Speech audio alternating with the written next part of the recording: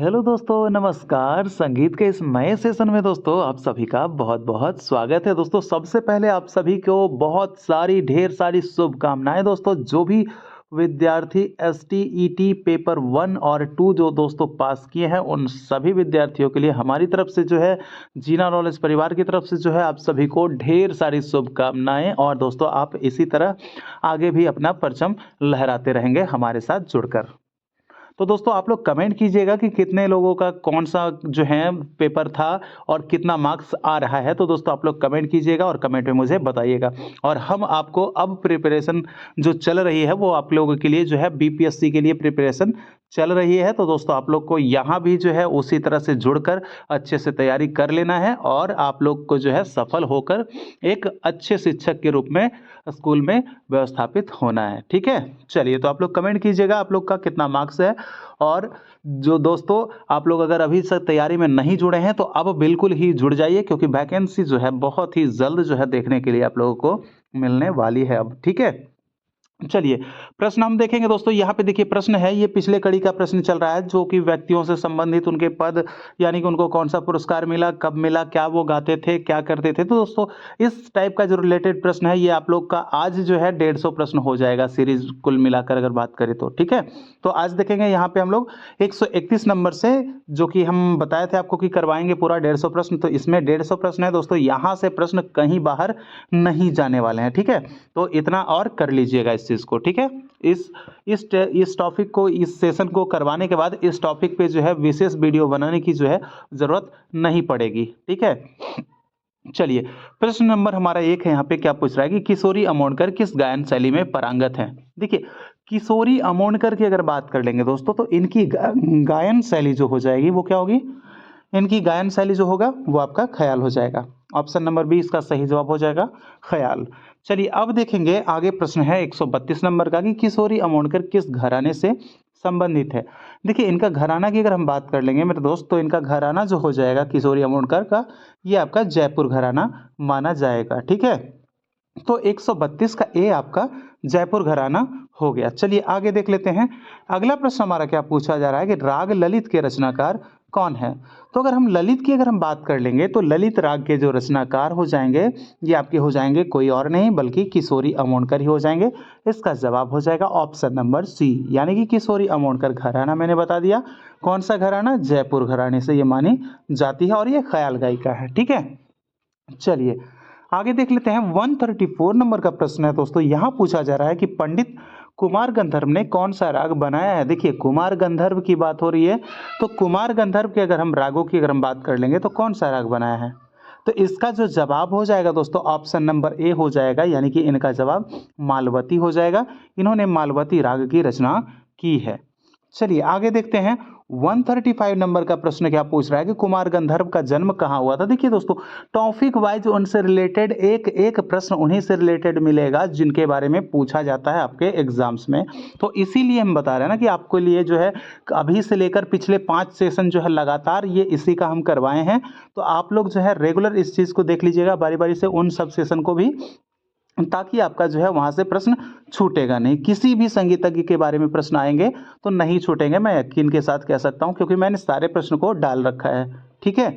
तो कुमार गंधर्व का जन्म कहाँ हुआ था दोस्तों, इसका जवाब हो जाएगा ऑप्शन नंबर बी, यानी बेलगाम। यानी कि एक आपको नाम बताए थे ना शोभा गुंटूर, तो शोभा गुंटूर जी का भी जन्म हुआ था कहाँ, बेलगांव में ही हुआ था। ठीक है? चलिए आगे देख लेते हैं। अगला प्रश्न हमारा क्या पूछा जा रहा है, कुमार गंधर्व के गुरु कौन थे। देखिए गुरुओं की अगर हम बात कर लेंगे तो कुमार गंधर्व के जो गुरु हो जाएंगे वो कौन हो जाएंगे। इसका जवाब हो जाएगा ऑप्शन नंबर सी, यानी कि बी आर देवधर जो है ये पंडित कुमार गंधर्व के गुरु हो जाएंगे। ठीक है? चलिए आगे देख लेते हैं। सहेली तोड़ी राग, सहेली तोड़ी राग का रचनाकार कौन है। देखिए सहेली तोड़ी की अगर हम बात करें, मालवती की अगर हम बात करें तो इसके जो रचनाकार माने जाएंगे मेरे दोस्त कौन माने जाएंगे। जवाब हो जाएगा ऑप्शन नंबर ए, यानी कि कुमार गंधर्व ही माने जाएंगे सहेली तोड़ी और मालवती के रचनाकार। ठीक है? चलिए आगे देख लेते हैं। अगला प्रश्न हमारा क्या पूछा जा रहा है कि वर्ष 1970 में कुमार गंधर्व को किस पुरस्कार से सम्मानित किया गया था। देखिए अगर हम 1977 की बात कर लेंगे मेरे दोस्तों तो यहाँ जो है इनको किनको, तो कुमार गंधर्व को क्या कौन सा पुरस्कार, तो ये जो पुरस्कार था मेरे दोस्त ये कौन सा पुरस्कार हो जाएगा, पद्म भूषण। ठीक है, ऑप्शन नंबर सी हो जाएगा इसका सही जवाब। पद्म भूषण से सम्मानित किया गया था कब कुमार गंधर्व को? तो 1977 ईस्वी में। ठीक है, चलिए आगे देख लेते हैं। 139 नंबर का प्रश्न है कि पंडित जसराज का जन्म कब और कहाँ हुआ था। देखिए, जसराज की अगर हम बात कर लेंगे, पंडित जसराज 139 की, तो यहाँ पे जो जवाब हो जाएगा दोस्तों 1930 ईस्वी में हिसार में। हिसार कहाँ पड़ता है, कौन से स्टेट में? तो ये शायद आपका हरियाणा में पड़ता है। ठीक है, ये कहाँ पड़ता है आपका? हरियाणा में पड़ता है हिसार। तो ये 1930 ईस्वी को इनका जन्म हुआ था, पंडित जसराज जी का। ठीक है, चलिए आगे देख लेते हैं। 140 नंबर प्रश्न है कि पंडित जसराज जी का संबंध किस घराने से माना जाता है। तो देखिए, इनका जो घराना है थोड़ा सा अलग माना जाएगा, यानी कि मेवाती जो है घराना इनका हो जाएगा, क्योंकि जयपुर अलादिया तो ये आपका मुख्य घराने में आता है, किराना भी आपका मुख्य घराने में आता है। लेकिन कुछ वैसे घराने भी हैं जिनके बारे में ज़्यादा कुछ नहीं कहा जा सकता, लेकिन उनके जो प्रसिद्ध जो संगीतज्ञ हैं उनके बारे में पूछा जा सकता है और पूछा जाता है। तो यहाँ पे घराना हो जाएगा पंडित जसराज का, मेवाती घराना हो जाएगा। ठीक है, चलिए आगे देख लेते हैं। 141 नंबर का प्रश्न हमारा क्या पूछ रहा है कि हवेली संगीत को प्रचलन में किसने लाया। देखिए, हवेली संगीत एक होता है दोस्त, इसके साथ किसकी संगति वाला प्रश्न पूछा जाता है, तो जवाब क्या हो जाता है आपका? पखावज होता है जवाब। ठीक है, पखावज हो जाता है जवाब इसका। लेकिन यहाँ पे है कि इसको भाई प्रचलन में लाया किसने। ठीक है, लाया किसने? तो फिर क्या आंसर हो जाएगा? ऑप्शन नंबर सी, यानी कि पंडित जसराज जी जो है, यही जो है हवेली संगीत को प्रचलन में लाने का श्रेय इन्हीं को दिया जाता है, पंडित जसराज। ठीक है, इनके गुरु कहीं पे आपको देखने को मिल जाएगा कि माणिक राम इनके गुरु माने जाते हैं, पंडित जसराज जी के। ठीक है, चलिए आगे देख लेते हैं। पाटनी पाकी राग के रचनाकार कौन है। देखिए, पाटनी पाकी एक राग है, उसके रचनाकार के बारे में पूछा जा रहा है दोस्त। इसका जवाब क्या हो जाएगा? तो इनका जवाब जो होगा मेरे दोस्त क्या हो जाएगा? ऑप्शन नंबर सी हो जाएगा, यानी कि पंडित जसराज जी पाटनी पाकी राग के रचनाकार माने जाते हैं। चलिए आगे देख लेते हैं। जसरांगी किन की रचना है। देखिए, जैसा कि ये दोस्तों आप लोगों के लिए जो है नाम से ही स्पष्ट माना जा रहा है कि जसरांगी यानी कि जसराज जी से जुड़ा हुआ होगा जसरांगी। तो किन की रचना है? तो पंडित जसराज जी की रचना है, इसलिए जवाब हो जाएगा हमारा option number C, Abdul Karim खां किराने घराने। और सवाई गंधर्व का घराना जो है, जरा सा आप लोग कमेंट करके बताइएगा दोस्तों कि सवाई गंधर्व जी किस घराने से संबंधित संगीतकार हैं। चलिए आगे देखते हैं। अगला प्रश्न हमारा है, बलवंत राय भट्ट का जन्म कहाँ हुआ था और कब हुआ था। दोस्तों, कब और कहाँ हुआ था ये आपको बताना है। तो बलवंत राय भट्ट की अगर हम बात कर लेंगे, इनका जन्म दोस्तों ये माना जाता है आपके गुजरात में, यानी कि कब? तो 1921 ईस्वी में भावनगर में माना जाता है बलवंत राय भट्ट जी का जो है आपका जन्म। ठीक है, 1921 और कहाँ? ये आपका भावनगर में। ठीक है, चलिए प्रश्न नंबर है हमारा 145। यहाँ पे प्रश्न पूछा जा रहा है कि भाव रंग किसका उपनाम है। देखिए, भाव रंग लहरी भी अगर पूछ देगा तो भी आपको क्या बताना है, कहाँ जाना है, किनके साथ जाना है।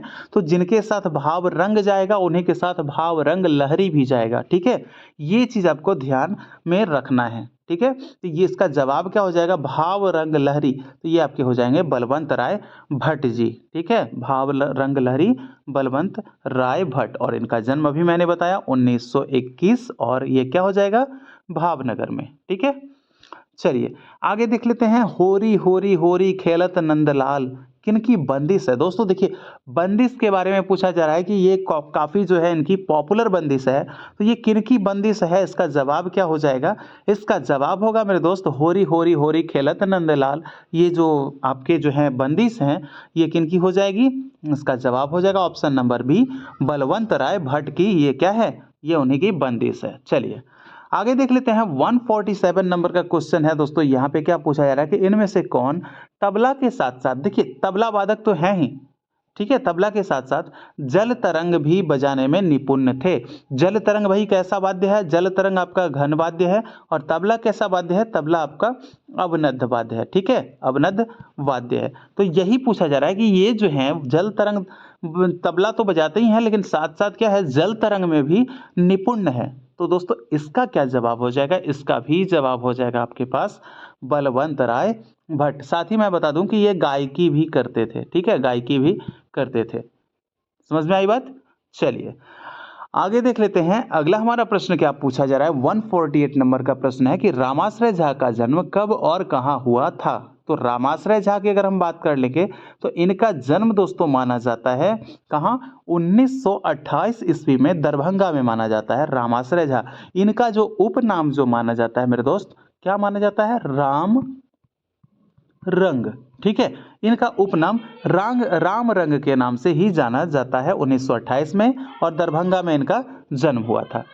चलिए आगे देखते हैं अगला हमारा प्रश्न क्या पूछ रहा है। 149 नंबर, रामाश्रय झा के गुरु कौन थे। अगर हम इनकी गुरुओं की बात कर लेंगे तो रामाश्रय झा के गुरु, थोड़ा सा ये आपको बता दूं कि ये आपका भोलानाथ भट्ट ही हो जाएंगे, ये इनका गुरु कि रामाश्रय झा के। और इनका जन्म 1928 दरभंगा, और दरभंगा घराना आप लोग तो जानते ही हैं वहां से, ठीक है, ध्रुपद के लिए प्रसिद्ध है।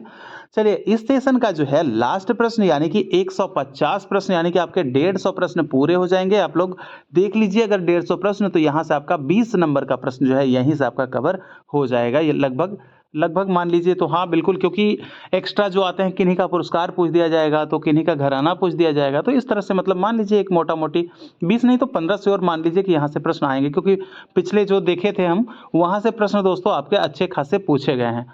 ठीक है, इसी को दृश्य जो है मद्देनजर रखते हुए दोस्तों यहाँ पे इस सेशन को लाने का मेरा उद्देश्य था कि आप लोग के सामने कम से कम इतना तो बिल्कुल ही करवा दूं, ताकि इनमें से जिनका भी आपके बारे में आपसे पूछा जाए, जिनके भी बारे में, तो आप लोग जो है इसका जवाब दे सकें इजीली रूप से। ठीक है, तो देख लीजिएगा पिछला सेशन भी जो है उस चीज़ को भी, वैसे आप लोग के लिए मैं डिस्क्रिप्शन बॉक्स में उसका लिंक भी आप लोग को प्रोवाइड करवा दूंगा। ठीक है, देखिए 150 प्रश्न है। अभिनव गीतांजलि किनकी रचना है। देखिए अभिनव गीतांजलि की अगर हम बात कर लेंगे तो यह और कोई नहीं दोस्तों, ये आपके कहाँ के, दरभंगा के जो जन्मे 1928 ईस्वी में, यानी कि वो कौन थे, उनका संबंध किन से हो जाएगा, तो अभिनव गीतांजलि का संबंध रामाश्रय झा से हो जाएगा, रामाश्रय झा।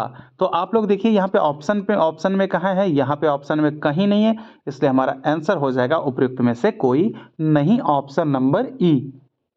ठीक है, तो चलिए दोस्तों मुझे कमेंट करके बताइए कि 150 प्रश्नों को किन्होंने देख लिया है, पूरे प्रश्नों को। जो देखे हैं वो उनका बहुत अच्छा है, लेकिन जो नहीं देखे हैं वो देख लीजिएगा। ठीक है, तो आज का सेशन आप लोगों को कैसा लगा जरा कमेंट बॉक्स में लिखिएगा।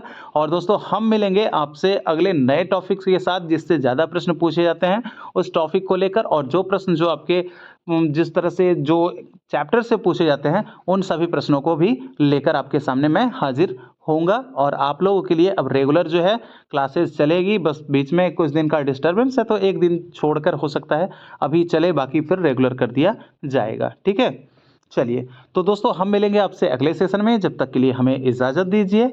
जय हिंद, जय भारत।